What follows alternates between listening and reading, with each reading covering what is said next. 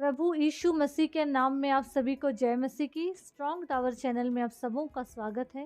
प्रियो, हमको ये समझना है कि आज हमारा जीवन परमेश्वर के साथ कैसे चल रहा है। क्या हम परमेश्वर को शोक दिला रहे हैं? क्या उसकी आत्मा को शोकित कर रहे हैं? क्योंकि हमारा जीवन परमेश्वर के साथ अगर वफादार ईमानदार नहीं होगा, प्रभु के साथ अगर हम सही तरीके से नहीं चलेंगे, तो परमेश्वर का आत्मा हमसे दुखी हो जाएगा। और जब प्रभु का आत्मा हमसे दुखी हो जाएगा, हमारा जो जीवन है वो एक तरीके से श्रापित हो जाएगा। भजन संहिता 51:11-12 पद पढ़ेंगे तो उसमें क्या लिखा है कि मुझे अपने सामने से निकाल न दे और अपने पवित्र आत्मा को मुझसे अलग ना कर। अपने किए हुए उद्धार का हर्ष मुझे फिर से दे और उदार आत्मा देकर मुझे संभाल। प्रियो, हमको ये समझना और जानना बहुत ज़रूरी है कि परमेश्वर का आत्मा जो हमारे अंदर रखा हुआ है, खुदा ने इसको जो अधिकार है, क्या हम उसको दे रहे हैं? क्यों भजनकार कह रहा है कि अपने पवित्र आत्मा को मुझसे अलग ना कर? इसका मतलब ये हुआ कि अगर हम परमेश्वर के साथ, अगर हम खुदा के साथ अगर सही नहीं हैं, तो हमारे जीवन से वो पवित्र आत्मा अलग हो जाएगा। और जिस दिन पवित्र आत्मा अलग हो गया, तो उस दिन दुष्ट आत्माएं, लूसीफर की पूरी टीम या पूरा पावर हमको कब्जे में ले लेगा। हमको ये जानना बहुत ज़रूरी है कि हमारा आत्मा आज परमेश्वर के साथ कितना वफादार है।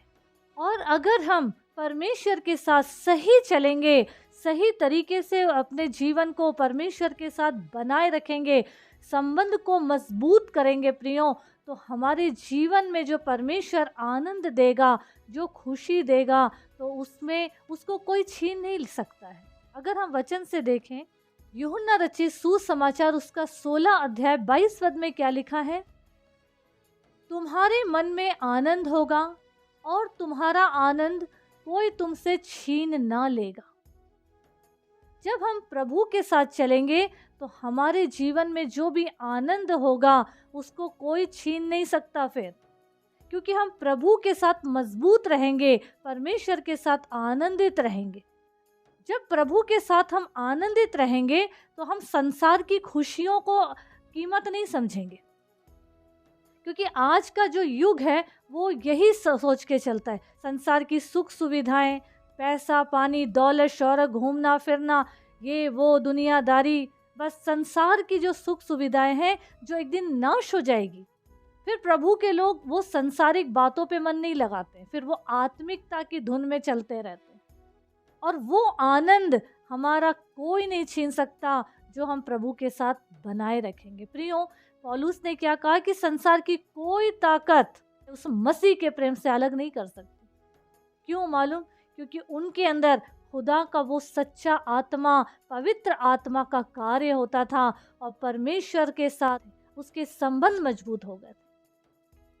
वो प्रभु से प्रेम करके चलता था, दुनिया संसार से नहीं, संसार की बातों से, अभिलाषाओं से नहीं। परमेश्वर का दिया हुआ सब कुछ है, लेकिन फिर भी व्याकुल है। क्या नहीं है पता नहीं, किस चीज की धुन है पता नहीं। आज सब चीज की धुन में हम गुम हो गए हैं, पर परमेश्वर की धुन के जगह आज परमेश्वर के कार्य के लिए हमारे अंदर दीमक लग रही है, घुन लगते चले जा रहा है। खुदा के कार्य के लिए बोलो तो आज हमको आलस बना रहा है। दुआ करना, प्रार्थना करना, वचन पढ़ना, आज बोर हो गए हैं लोग, बोरियत फील करते हैं। तो क्या आशीष मिलेगी? कभी नहीं मिलेगी। पवित्र आत्मा भी अलग हो जाएगा, फिर तो दुष्ट आत्माओं के कार्य शुरू हो जाएंगे। फिर जो उनकी उठापटक होगी, तो फिर खुदा भी पलट के नहीं देखने वाले, क्योंकि खुदा भी यही बोलेंगे कि जब तुम उसी के धुन में हो तो उसी में चलते रहो। प्रियो, हमको ये समझना और जानना बहुत ज़रूरी है। और जब परमेश्वर हमें देता है, जितना भी देता है, हमको उसमें संतुष्ट और शांति बनाए रखना है। अगर हम सहोपदेशक 3:11 पढ़ेंगे तो उसमें लिखा है, परमेश्वर ने अपने समय में सब कुछ सुंदर बनाया, सब कुछ ठीक है। सुंदर बनाया का मतलब ये है, वो सारी चीज़ों की रचना परमेश्वर ने हम मानव जाति के लिए ही बनाया है, उन्होंने अपने लिए नहीं बनाया। वो स्वर्ग के राजा हैं, वो गॉड है। वो गॉड को किस चीज़ की हम क्या चीज़ दे सकते हैं? हमको सिर्फ उसको धन्यवाद देना है, हर बात में धन्यवाद बलिदान चढ़ाना है। प्रियो, परमेश्वर का धन्यवाद हो। आज हम अपने जीवन को परखें, जानें कि क्या सचमुच हमारा जीवन खुदा के साथ मजबूत है। आज हमारा जीवन मजबूत है, पर कैसा स्वार्थी, मतलब एक सेल्फिश बना दिए हैं। जब हमको ज़रूरत पड़ती है तभी हम लोगों से आज प्रेम कर रहे हैं। जब हमको ज़रूरत है, जब हमको उसकी ज़रूरत है, जब हमको इसकी ज़रूरत है, तभी हमारा प्यार छलकता है। पर हम क्या वचन के साथ चल रहे हैं? परमेश्वर ने कहा है अपने जो बुरा चाहने वाले हैं, दुश्मनों से भी प्रेम करो। आज हम अपनों से प्रेम नहीं कर पा रहे हैं और चाहते हैं कि पवित्र आत्मा का काम हमारे जीवन से हो। तो याद रखिए, हम उस परमेश्वर को, जिसने हमको इस पृथ्वी में हर दिन एक नया दिन जोड़ते जा रहे हैं, हर दिन एक नया प्रकाश दिखा रहे हैं, तो क्या हमारे जीवन में एक नया प्रकाशन आ रहा है? क्या हम उस आत्मा को, पवित्र आत्मा को कार्य करने का अधिकार दे रहे हैं? अगर नहीं दे रहे हैं प्रियो, तो आज अभी और इसी वक्त से अपने जीवन को परमेश्वर के साथ जोड़िए, उसके साथ अपने संबंध को मजबूत करिए, ताकि हमारा जीवन जो कि परमेश्वर हर दिन जोड़ते जा रहे हैं, उसका कोई लाभ हो, उसका कुछ फायदा हो, उसका कुछ लक्ष्य हो, कोई उद्देश्य हो, ताकि हमारे जीवन से हमारा जीवन, परिवार का जीवन, हमारे मोहल्ले पड़ोसी, हमारे लोग, दूसरे लोग, सामने वाले भी बच सके।